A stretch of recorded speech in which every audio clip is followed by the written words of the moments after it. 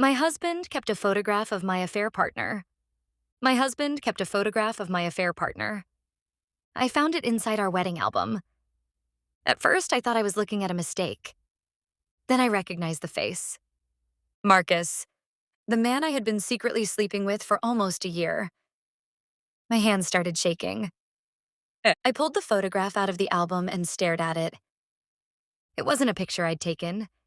It wasn't from his social media.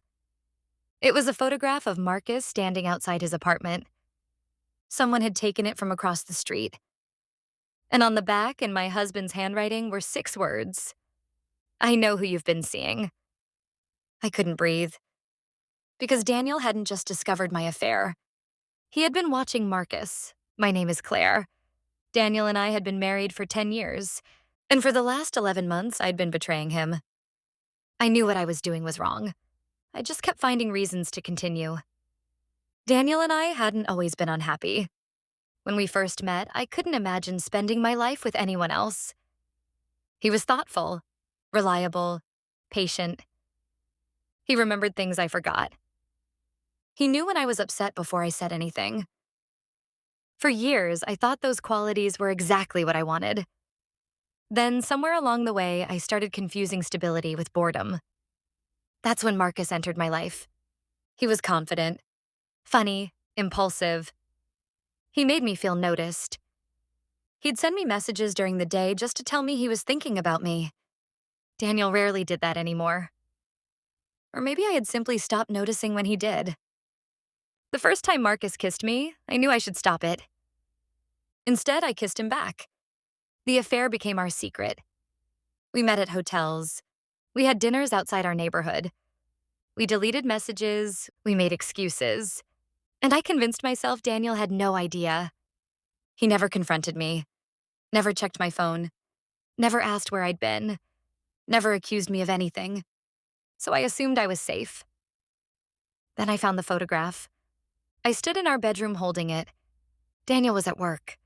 I could have put it back. I could have pretended I never saw it. Instead, I searched the entire wedding album. There were 3 more photographs, all of Marcus. Different days, different locations. One showed him leaving work. One showed him entering a restaurant. The last showed him getting into his car. My stomach twisted. Daniel had been following him. But why?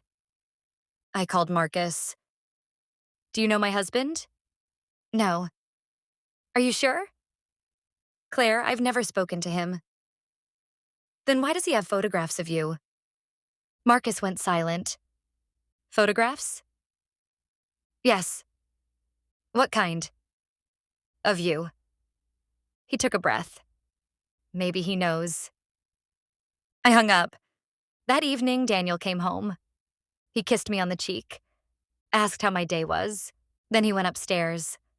I watched him disappear. I wanted to confront him, but I was terrified of what he'd say. Instead, I waited. 2 days later, I found another photograph. This one was different. It showed Marcus sitting at a restaurant, but he wasn't alone. My father was sitting across from him. My father had been dead for 4 years. I stared at the photograph. I called Marcus again. Why were you meeting my father? What? I have a photograph. Claire, I never met your father. I looked at the picture again. It was definitely Marcus. But the man across from him wasn't my father. It was my father's younger brother, Michael. I hadn't seen Michael since my father's funeral. I asked Marcus if he knew him. He said no. That made everything even stranger. The next morning, I searched Daniel's office. I found a folder. Inside were dozens of photographs, not just of Marcus, of me, of Daniel, of our house, of places we'd visited. And then I found something that made my blood run cold. A photograph of Marcus and me together. It had been taken outside a hotel. I knew exactly when it was. Daniel had proof. I sat on the floor and started crying. He knew. But then I found a note attached to the photograph. She doesn't know yet. I stared at it. Who was Daniel talking about? I kept searching. The next page contained a list of names: my Uncle Michael, Marcus, Daniel, and someone named Rebecca. I didn't know a Rebecca. At the bottom of the page was an address. I recognized it. It was my father's old office. I drove there. The building had been empty for years, but someone had recently changed the locks. I knocked. A woman opened the door. "Are you Claire?" I froze. "Yes, I'm Rebecca." I stared at her. She smiled sadly. "Your husband told me you'd eventually come." I didn't know what to say. "Why do you know my husband?" She stepped aside. "Because Daniel hired me." "To do what?" She looked at me. "To find out who was trying to steal your father's inheritance." I felt like the ground had disappeared. My father had left me a significant inheritance. I'd known about some of it, but not all. Rebecca explained that my Uncle Michael had been trying to gain control of part of the estate. Daniel had discovered it after finding suspicious financial records. He had hired Rebecca to investigate. "Then why was Marcus in your photographs?" I asked. Rebecca looked confused. "Marcus?" I showed her the photograph. She stared at it. Then she laughed softly. "That's not Marcus." My heart stopped. "What?" She pointed at the photograph.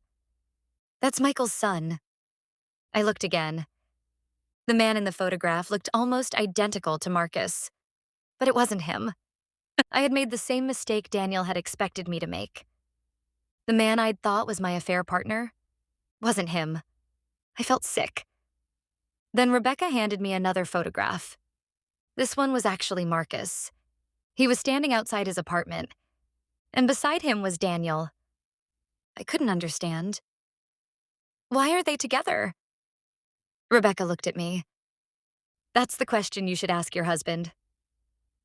I went home. Daniel was sitting at the kitchen table.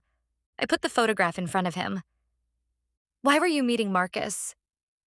He looked at it. Then he looked at me. "Because he came to me." "Why?" Daniel took a breath. "He knew about the affair." I froze. "What?" "He knew." "How?" "Your uncle told him." I couldn't breathe. Michael had contacted Marcus. He had tried to convince Marcus that I would eventually leave Daniel. He wanted Marcus to pressure me into divorcing Daniel. Because if Daniel and I divorced, the inheritance would become vulnerable. Marcus had unknowingly been pulled into something much bigger. Daniel had discovered it. That's why he had been photographing Marcus. Not because he was planning revenge, because he was trying to understand who was manipulating him. "Why didn't you tell me?" I asked. Daniel looked at me. "Because you were already lying to me." I started crying. "I wanted to protect you." He shook his head. "No. You wanted to protect yourself." I couldn't argue. Then Daniel said something I wasn't prepared for. "I kept the photograph in our wedding album because I wanted to remember the day I realized I needed to stop protecting our marriage and start protecting you." I stared at him. "You knew about Marcus?" "Yes." "How long?" 8 months. I couldn't breathe. 8 months. He had known for almost the entire affair. "Why didn't you leave?" Daniel looked at me. "Because I wanted to know whether you were going to tell me." I started sobbing. "Why would you still care?"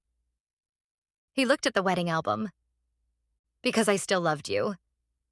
I told him everything. The hotels, the lies, the messages. Every part I'd hidden. Daniel listened. When I finished, he asked, "Did you ever love him?" I thought about Marcus. "I loved who I was when I was with him." Daniel nodded. "And do you love me?" I cried. "Yes." He looked at me. "But you stopped choosing me." I couldn't answer. The affair ended. Daniel and I separated. There was no immediate forgiveness. There couldn't be. But something unexpected happened. Marcus came to see Daniel. He apologized. Not for loving me, for getting involved without understanding what he was being used for. Daniel accepted his apology. Then Marcus asked him something. "Sir, why did you keep her photograph in your wedding album?" Daniel smiled sadly. "Because that's where she belonged when I was still hoping she'd come back to herself." Marcus looked down. He never saw me again.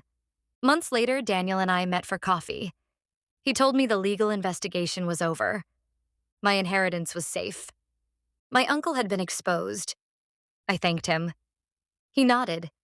Then I asked him, "Do you still have the photograph?" He smiled. "No." "What did you do with it?" "I gave it to you."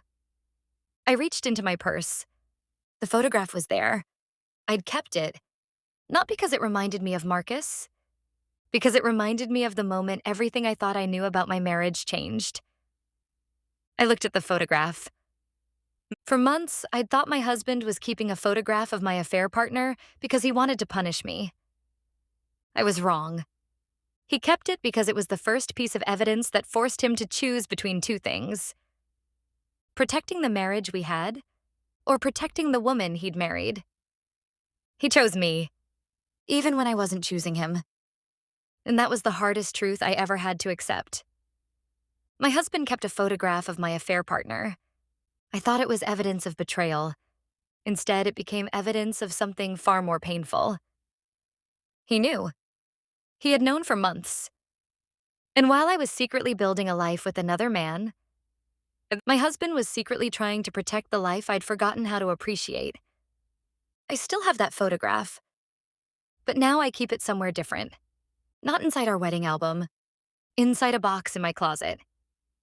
Because every time I see it, I'm reminded of the woman I was, and the woman I never want to become again.